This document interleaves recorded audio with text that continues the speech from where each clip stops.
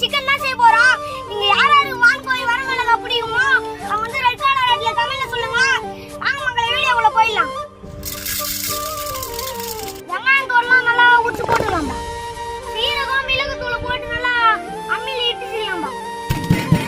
நல்லா சூப்பரா இருக்கும். இடிச்ச பூண்டு வானல வச்சிக்கலாம்.